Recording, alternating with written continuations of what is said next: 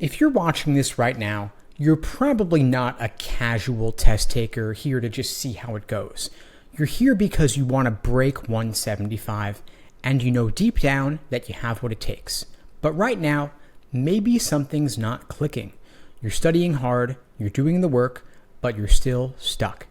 That's because you're missing the system, the mental operating system that 175 plus scorers use. And today, I'm going to give you that system. This one's for you if you've been putting in the work, you've carved out the time, you've downloaded the schedules and watched the videos, but your score is still stuck. Some days it's a 164, other days it's a 167, then it drops down to 161 for no reason at all, and you spiral. You think to yourself, why am I still making dumb mistakes? How do I keep falling for trap answers I know I should be seeing through? And why does it feel like I get the LSAT in theory, but I still screw it up in practice? It's not just frustrating, it's exhausting, right? You tell yourself, I just need more practice.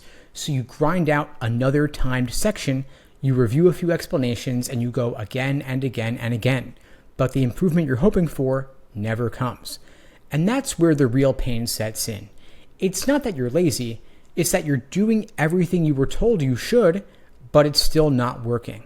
And if you're a high achiever, you're probably used to winning through effort. You study hard, you get good grades. You put in the reps, you win the game. You stay late, you get the promotion.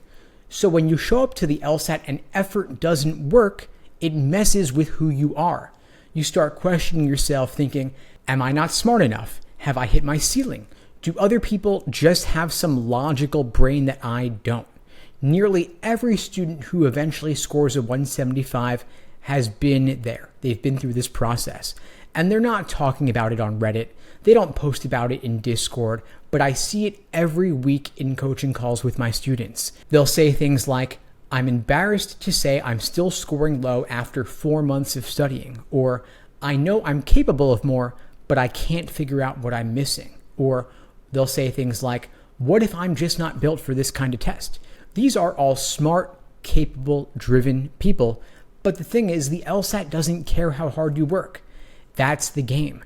And the worst part about being stuck in the 160s isn't the score itself, but it's what it costs you in your daily life.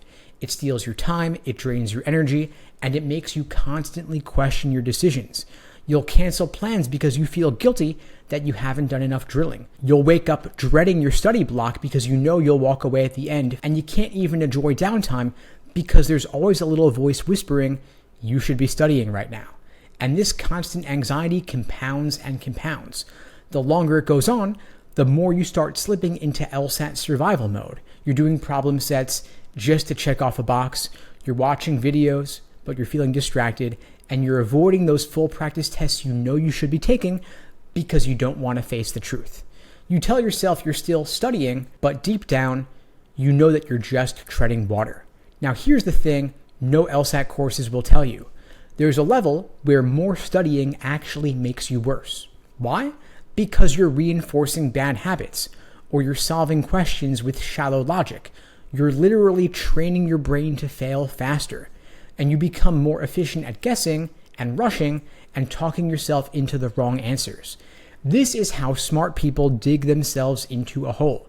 They do everything right on paper, but the deeper they go, the more they reinforce patterns that cap their score. It's not a study problem, it's a systems problem, and it's a thinking problem. And solving it doesn't come from grinding harder. It comes from seeing the test through an entirely different lens. If you've watched or listened this far and you're nodding your head, good. That means you're self-aware enough to see the signs early. But awareness isn't enough. You've got to stop believing that another 10 hours of logical reasoning will magically unlock your reading comp. You've got to stop thinking that more practice is the answer to every problem. And you've got to stop assuming that because you're close, you're eventually going to break through. It doesn't work that way. It's like thinking that lifting heavier weights with bad form is suddenly going to fix your deadlift. You're just going to get injured. Now, most people stuck in the 160s are solving the wrong problem. They think it's an issue of the material or timing or burnout, but 90% of the time, it's a thinking issue. These students haven't built the mental operating system that top scorers use. They're trying to brute force a test that rewards clarity, not effort. And until they see that, they stay stuck no matter how hard they work. Now let's talk about what's possible when you break through. Because here's what I need you to hear. Getting a 175 and above is not about being a genius. It's about learning to think like the test makers. That's the shift. Most students think top scorers are wired differently. They'll say things like, they must be naturally good at this, or their brains just work that way, or I'm not a logic person, so I'll never get there. But after coaching thousands of students, I can tell you that is 100% false. The real difference between a 163 and a 175 isn't raw intelligence. It's how they approach the test. Top scorers reverse engineer the test. They ask themselves, why did the test makers write it this way? They don't just look for the right answer, they study the trap. They ask themselves, what assumption did they expect me to make? How did they word this wrong answer to make it look right? Or what was the trick baked into this question? They're not taking a test, they're breaking a code. They study the LSAT like a puzzle created to fool smart people because that's exactly what it's designed to do. Top scorers also don't memorize question types, but instead, they master thinking patterns. They're not memorizing the names of flaws or indicator words or step-by-step formulas. Top scorers skip all of that. Instead, they train their intuition. They don't say, this is a necessary assumption question. They say, the gap here is subtle. They want me to miss the dependency between cause and effect. What are they hiding here? That is the difference between recognizing patterns and relying on labels. Labels are for beginners, but patterns are for masters. Top scorers also use every question they miss as a training tool, not as a shame trigger, because average scorers, they get an answer wrong and they feel bad. Top scorers instead get curious, because every mistake becomes a data point. It becomes a clue. They're tracking what kind of thinking error led to that miss. Did I misread? Was I overconfident? Did I fall for attempting wrong answer? And they don't move on until they know exactly what they're missing and how to prevent that mistake next time around. Top scorers also don't just want to get that question right, but they want total control over the exam. That's what separates the good from the elite. A 165 score just wants to get through the section and get most of the questions right. But a 175 score wants to predict the trap before they even read the choices. They want to articulate why every wrong answer is wrong, and they want to recognize the flaws instantly, even when they're disguised. It's not about luck anymore for them, it's about mastery. Now, if you train like a 175 scorer, you're thinking deeper, you're reviewing harder, and you're studying the test makers, not the test, you can get there. I've seen it happen over and over again. You don't have to have a 4.0 GPA, have a major in philosophy, or be naturally good at logic. You've just got to stop studying like a test taker and start training like an athlete. And when you make that shift, your confidence skyrockets, your anxiety fades, your score stabilizes, your prep time becomes more efficient, and you become the kind of person who scores a 175 plus. And getting that score doesn't just change your admissions outcomes, it changes your entire life trajectory. We're talking full tuition scholarships, T14 law school acceptances, and the freedom to choose where you go, not based just on what you can afford. And it gives you a level of confidence that you carry into law school and beyond. The day that you stop treating the LSAT like just another test and you start treating it like a total mental transformation, that's the day everything starts to click. Now, it's easy to hear a promise and think to yourself, okay, that sounds great, but does it actually work? So let me show you the receipts. And these aren't theories. These are real people, smart, motivated, but they were stuck. And they completely rewired how they think about the LSAT. And they unlocked the kind of scores that most students only dream about. Not by grinding harder, not by hoping for a better test day, but by changing how they think. If you join our programs, your results may vary. But with that being said, let's get into it. First is Jess. She was plateauing for 7 months and eventually ended up with a 177. She came to me after 7 months of plateau, and she'd done everything you're supposed to do. She read the Bibles, took 2 different online courses. She used every free resource that she could find. and her scores were hovering between 162 and 167 no matter how much she studied. When we first spoke, she said, "I'm doing everything right, but I don't know what else to try at this point." So here's what we did. We didn't change how much she studied, we changed how she studied. She was reviewing questions by asking herself, why is A right, and then moving on. So we flipped it. Instead, we had her ask, what was tempting about my wrong choice, what flaw in the reasoning did I miss, and what misread or assumption led me to eliminate the right answer. We built her a flaw tracker, not some generic checklist. She created her own custom categories in her language. For example, this question punishes overconfidence in correlation equaling causation, or this choice baits me with emotionally appealing language. Suddenly, she wasn't reacting to the LSAT anymore, she was reading its mind. In 6 weeks, she went from a frustrated 165 to a calm, locked-in 177. Another example is Kevin. His diagnostic was a 160, but he was aiming for 170. He was a smart guy, had a strong work ethic, but after months of studying, he plateaued at a 164 to 166 range. His biggest issue was reading comprehension. He hated it, avoided it, he said it felt random, so he stripped it down. Most students make the mistake of reading passages like they're in school. They're highlighting keywords, they're getting the gist of it, hoping they remember the details. But that's useless at the level of the LSAT. So we rebuilt Kevin's approach from the ground up. We had him label every paragraph with main point, support, counterpoint, or rebuttal, and he treated each passage like it was a legal document. He dissected the structure, tracked the argument, and ignored all the fluff. Instead of asking, what did I just read? He asked, what job does this paragraph do for the overall argument? He stopped skimming and started diagnosing. And most importantly, he didn't just improve, he felt in control. His final score was a 173, and he went from hating reading comp to getting all 4 passages done with 3 to 4 minutes to spare. Now, another story is from David. David was your classic high achiever, went to an Ivy League for undergrad, had a 3.8 GPA, but when it came to the LSAT, he was stuck at a 161. He said, I feel like I'm not just cut out for this kind of logic.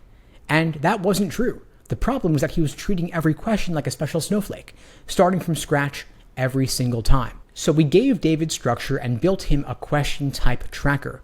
Every logical reasoning miss was logged. And he categorized his errors not just by type, but by trap pattern. For each miss, he wrote a short "what I learned" note, and we gave him flashcards not for content, but for intuition building. And his practice test scores started rising steadily. He stopped second-guessing himself, and he walked into test day calm. His final score was a 174, and he got into a T14 law school with a scholarship. Not because he worked harder, but because he learned how the test thinks. Now here's what all these students have in common, and again, disclaimer, your results may vary. These results are not typical. There are no guarantees. These students were not prodigies. They weren't born logical thinkers. They weren't cramming 8 hours a day. They just stopped doing what everyone else was doing, and they started training like high performers. They reviewed their thinking, not just their answers. They built custom systems that tracked error patterns. They learned to anticipate traps instead of falling for them, and they developed the identity of someone who earns a 175 plus. That's what proof looks like. It's not hype. It's not luck. These are deliberate systems to develop your pattern recognition skills combined with relentless follow-through. By now, you know what doesn't work.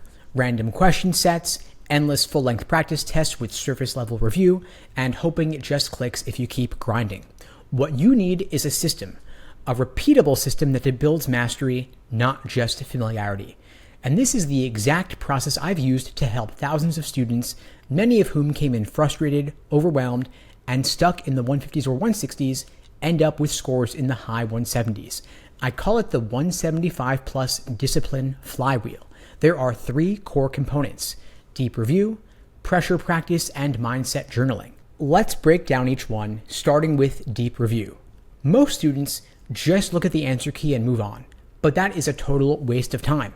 Instead, top scorers review one single missed question first by diagnosing the error. They'll ask themselves, why did I eliminate the right answer? Why was I attracted to the wrong one? And was this a logical error, a misread, or a time pressure decision? Secondly, they will identify the design of the trap. They'll ask themselves, Did it exploit a common flaw, or did it use confusing phrasing or a tempting half-truth? You're not just reviewing what you did, you're studying the psychology of the test makers. Third, you tag and trap the pattern. You should be maintaining a living document, a spreadsheet, a Notion board, or a flaw journal where you track the date, the section, the question number, the flaw type, what you fell for, why it worked, and the fix going forward. If you don't do this, you're going to repeat the same mistakes again and again, especially when there's time pressure involved. Secondly, we implement pressure practice. And this is not about doing just more sections. It's about controlled exposure to time pressure combined with fatigue and distractions. Why?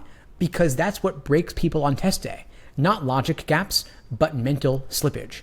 Here's the progression. First, you do isolated timed drills. You pick 5 questions of the same type, like weekend for example. You set a strict time limit and you review deeply afterwards, because you're training your brain to recognize patterns at speed, not just survive. Second, stage 2, we implement mixed drills, where we're blending different question types while maintaining strict timing. Then you want to track which types consistently break you when you're under pressure. Stage 3, we do section reps with reflection afterwards. After each section, you're not just scoring your results. You're writing down what felt easy, what threw you off, and what will you do differently next time around. If you don't write it down, you're not going to remember it. You'll just keep guessing and hoping. Then stage 4, full practice tests simulating test day conditions. Strict timing, 2 sections back to back, 10-minute break, 2 more sections, and that's the exam. No checking your phone, no getting snacks, no going to the bathroom except for the break. And this idea here is that you're building up your test day resilience, not just testing your knowledge. And third, we're talking about mindset journaling. And I know that sounds soft, but it's not. This is how you engineer your decision-making patterns. Every high scorer I've worked with has some version of this, whether it's formal or more instinctual. Here's what you want to do. After every study session or test section, you write down what worked well, what distracted you, where did you second guess yourself and why, and what were you feeling when you got X question wrong. This is not to journal your feelings, you're journaling your cognition. Because the LSAT doesn't just test logic, it tests your emotional control under pressure. By reflecting, you start seeing when you rush, when you overthink, when you guess too early, and when you mistrust your instinct, and when you shouldn't. You catch your own thought loops before they sabotage you on test day. Now, let's zoom out. What happens when you implement this system for even just 4 to 6 weeks? You stop repeating mistakes, you start IDing patterns instantly, you get total clarity on why you miss what you miss, you make smarter decisions under time pressure, you trust your instincts because they're trained, not guessed, and you feel in control of the test, not scared of it. Now, you might be thinking, what happens if you miss a day or maybe 2 days? And you will. Life happens, that's okay. The key is not to catch up. You just resume the next study block with no guilt, no punishment. You just get back into the system.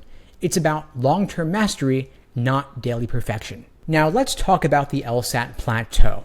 You know what I'm talking about. Your diagnostic was a 157, you studied, took a few practice tests, climbed to 163, 165, then flatline.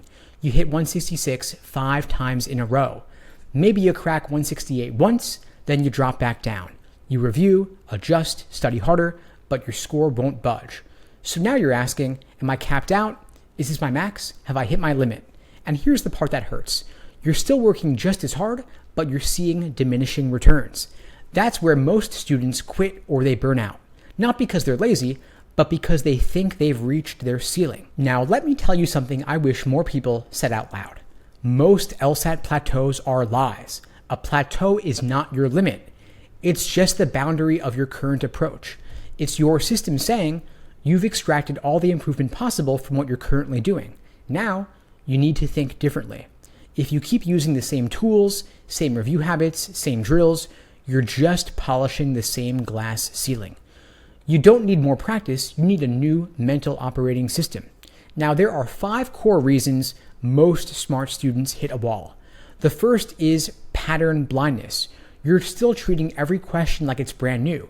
You haven't yet built the mental catalog of flaws, trap designs, and argument structures that let top scorers instantly see what's happening. If you plateau, it means there's no pattern recognition, hence the mental fatigue. The second reason is sloppy review habits. You're reviewing to get better, not to feel better. You check answers, skim explanations, and tell yourself, oh yeah, that makes sense, and you move on, but you're not internalizing anything. The third big reason is there's no feedback loop. You're doing practice tests and drills, but you're not tracking your thinking errors, so you keep falling for the same traps without realizing it. The fourth big reason is speed obsession. You're trying to shave off 5 seconds from your pacing before you've mastered the reasoning, so you're just rushing through flawed logic faster. Now, the fifth big reason is what I call an identity mismatch. You still think of yourself as someone who's trying to hit 170 instead of training like someone who earns a 175. And that mindset bleeds into every study session. You go in hesitant, reactive, hopeful instead of surgical. Now, the good news is a plateau is actually a sign that you're close, really close, but you've got to stop hammering in the same spot and start upgrading your system. The first big shift is from volume to precision. No more taking random full practice tests. No more, I'll just do 10 more passages. Instead, you drill the exact question types and flaw patterns that expose you. That's what top scorers do, and that's why their study time is 10 times more efficient. The second big shift is from scoring to diagnosing. Instead of asking, how did I score? Start asking, what exact reasoning error cost me points? And what did I think was happening in that question, and how was I wrong? You've got to treat every wrong answer like an opportunity to learn something new. So the third big shift is from student to strategist. When you see a new question, don't just solve it. Ask yourself, what's the structure? What are they trying to manipulate me into believing? And which answer is designed to look tempting, but will collapse under strict scrutiny? If you can't do it yet, that's fine, but now you know what to train toward. Now let's go back to my student Kevin from earlier. He was stuck at a 165 for 5 weeks. He thought it was a reading speed issue and kept trying to go faster with more passages, more practice tests, but he was still stuck. Now here's what actually worked for him. He started labeling every paragraph in reading comp like a legal outline. He stopped highlighting, stopped summarizing, and started reading only for structure. He tracked how each paragraph advanced or attacked the thesis of the argument and wrote down his reading comp mindset before and after each passage. Within 2 weeks, he started seeing the questions differently. He didn't feel faster, but his accuracy jumped. Final score, 173. That's what breaks a plateau. Not hope, not more hours, but upgraded thinking combined with structured feedback and identity level focus. Now, the pain of the plateau is real, but the plateau itself is fake. It's the LSAT telling you that you've gotten as far as you can with your current habits. If you want to go further, you've got to start thinking like a 175 scorer. It's not about grinding harder, it's about leveling up your mental game on purpose. Now let's talk about the one thing that changes everything. It's not your reading comp strategy, it's not your logical reasoning drills, I'm talking about your identity. Because the students who score 175 and above, they were already thinking like 175 scores before they saw it on their score report. They don't say, I hope I can improve. They say, I'm training to think like the person this test was written for. That's the mindset. They don't wish for confidence, they build it by attacking their weak points, drilling with intention, and refusing to let a single mistake slide without learning from it. They don't need motivation hacks. They're obsessed with leaving nothing on the table. They don't trust raw talent. They don't rely on feeling good during a section. They trust their mistake journal, their pattern tracker, their review systems, their tested reading comp structure breakdown approach, and their repeated exposure to the same logic traps until they're immune. They're showing up like athletes, not like they're just good test takers, but they are operators. They don't look at a tough question and spiral. They pause and they ask themselves, what is the LSAT trying to make me believe here, and why? They stay calm when things go sideways. They've trained for that. The mental loop most people fall into, second guessing, rushing, panicking, doesn't happen for them anymore because they've practiced recovering from it hundreds of times. This is the same test you're taking, but they just trained differently. Now, most students walk into the LSAT hoping to avoid disaster, but elite scorers walk in ready to dominate. They've run every drill, they've tracked every error pattern, and they've tested every timing variation. Their brain isn't guessing, it's executing. They don't just hope they're going to recognize the flaw, they know what kind of traps show up in logical reasoning. They've seen this before. They're prepared for it. Confidence comes from proof of work. Most students define success as, I hope I get a good score. But elite scorers define success as, I want to train so well that even on my worst day, I'm beating most people's best day. They're not trying to avoid making stupid mistakes. They're building their lowest performance to still be a 170 and above. They're not chasing perfection. They're building consistency. They know that true mastery is boring. Putting in the reps, reviewing, writing down the same mental error 5 times till it sticks. And they love that. Boring is good because they know what's on the other side. Full ride scholarships, options instead of desperation, a law school experience free from financial pressure, and a career path they chose, not one they're just settling for. If you want a 175 and above, stop acting like a student and start acting like an operator. A student asks, how many hours should I study per day, per week, what have you? An operator asks, what system am I using to engineer my score increase and where is the bottleneck? A student asks, what should I do next? An operator asks, what is the highest leverage next move to eliminate this pattern in mistakes once and for all? That's the level we're playing at now. You don't get to the top 1% by doing what everyone else does. You get there by thinking in systems, executing with intention, and reviewing with brutal honesty. And the moment you make that shift from trying to get a high score to becoming the kind of person who earns one, everything changes. So if you're still asking, what should I do next? That tells me one thing. You're still thinking like a student. Instead, I want you to start thinking like a 175 plus scorer. You want to build the systems, track the patterns, and start studying your own brain. And when you finally stop trying to get better and start becoming unrecognizable to who you were 30 points ago, that's when the score jumps. That's it right there.